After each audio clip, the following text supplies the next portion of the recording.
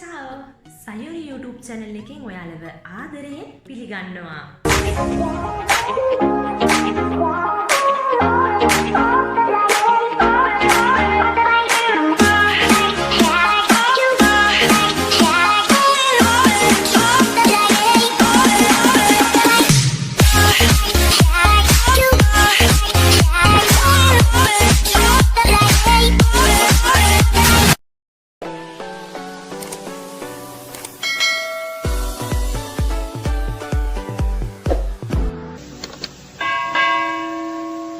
අද මම හදාගන්නේ කොමඩු පන්න කෝත්තා.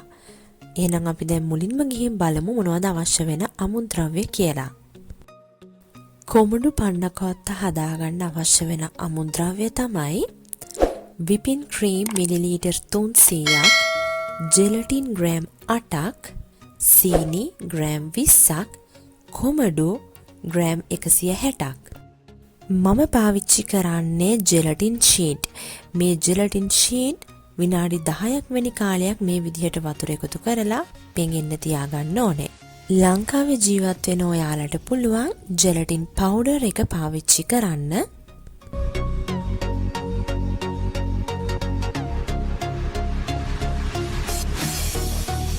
විනාඩි 10ක් ජෙලටින් ටික හොඳට පෙඟෙන අතරතුරදී මම දැන් කොමඩු කපලා කොමඩු බ්ලෙන්ඩර් කරගන්නයි යන්නේ. ග්‍රෑම් 160ක් බ්ලෙන්ඩර් කරගන්න ඕනේ.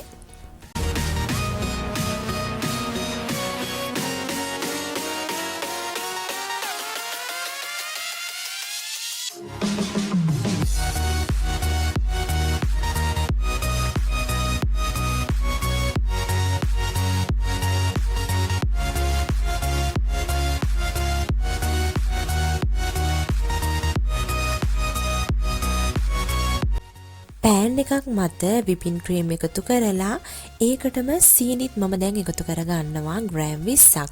ඉතින් මේ මම පාවිච්චි කරන whipping cream එකේ සීනි අඩංගු නැති whipping cream එකක් නිසායි මම සීනි එකතු කරගන්නේ.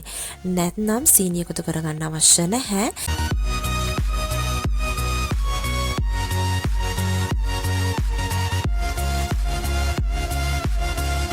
එකතු කරගත්ත සීනි ටික හොඳට දිය වෙන තුරු මේ විදිහට හොඳට කලවම් කරගන්න ඕනේ.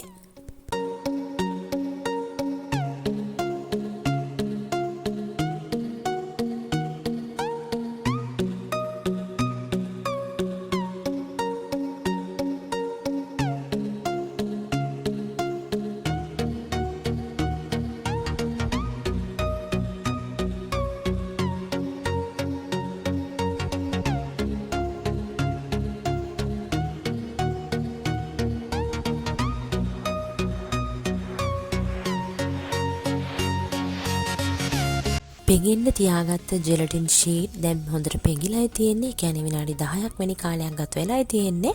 මම මේ විදිහට වතුර ටික ඉවත් කරලා රත් කරගත්ත whipping cream එකට එකතු කරගන්නවා.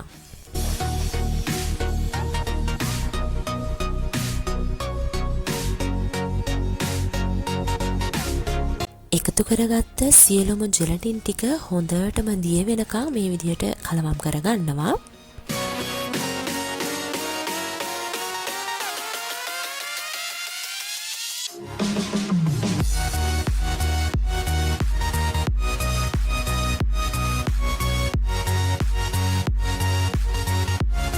මේ වෙනකොට ජෙලටින් ටික හොඳටම දිය වෙලා තියෙන්නේ. දැන් මම එකතු කරගන්නවා බ්ලෙන්ඩර් කරගත්ත කොමඩු. කොමඩුත් එකතු කරගත්තට පස්සේ මේ විදිහට හොඳට කලවම් කරගන්න ඕනේ.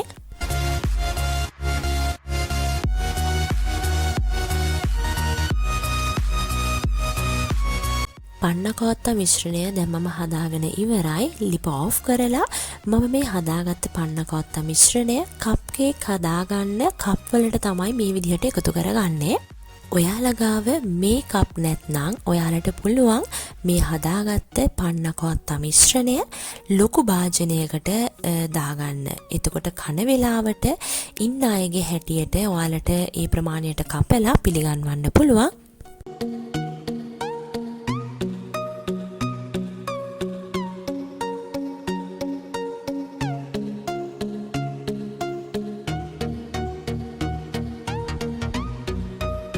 මේ විදිහට කප් වලට දාගත්තට පස්සේ හොඳටම නිවෙනකම් මම තියලා කවර් කරගන්නවා පිල්ලි කොළ එකකින්. කවර් කරගෙන සීතකරණේ තියාගන්න ඕනේ අඩුම පැය 2ක් වැනි කාලයක්. ඉතින් ගොඩාක් හොඳයි පැය 6ක් වැනි කාලයක් වගේ තියාගන්න පුළුවන් නම් මොකද එතකොට තමයි මේ පන්න කොත් එක හොඳට සෙට් වෙන්නේ.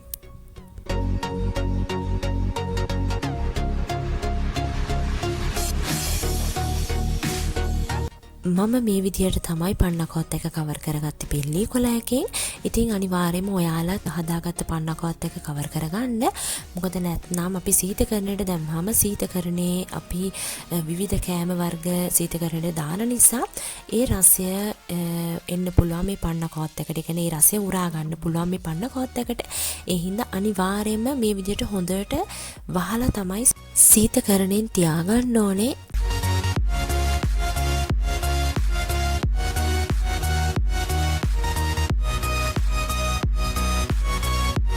පැය 6ක් වැනි කාලයක් මම සීතකරණයෙන් තියාගත්තා හදාගත්ත පන්න කොත්ත ටික. ඉතින් දැන් මම මේ ඔයාලට පෙන්නන්නේ එක පන්න කොත්ත එකක් හදාගත්ත මේ විදිහට පීයක් භාවිතා කරලා තමා වටේ කොටස මේ විදිහට ගලව ගන්න පහසු කරගන්නේ.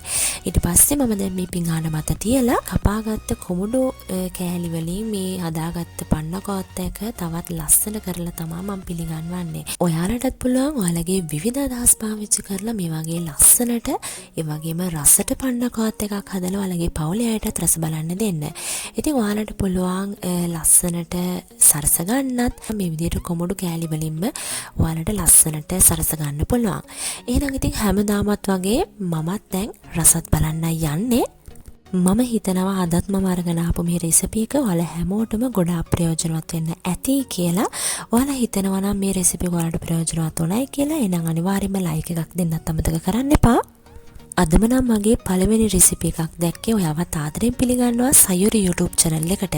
මගේ YouTube channel එකත් එක්ක සම්බන්ධ වෙලා ඉන්න පුළුවන් subscribe කියන බටන් එකට click කරලා ළඟින්ම තියෙන bell icon එකට click කරලා එහෙනම් ඔයාලත් මේ වගේ රසම රස පන්න කොත් එකක් හදලා ඔයාලගේ පවුලයටත් රස බලන්න දෙන්න.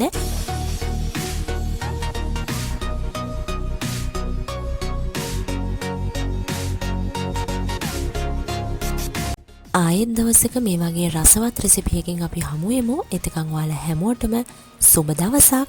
බොන අප්පෙතීත කෝ රිචිත දබරවාරේ. චාෝ.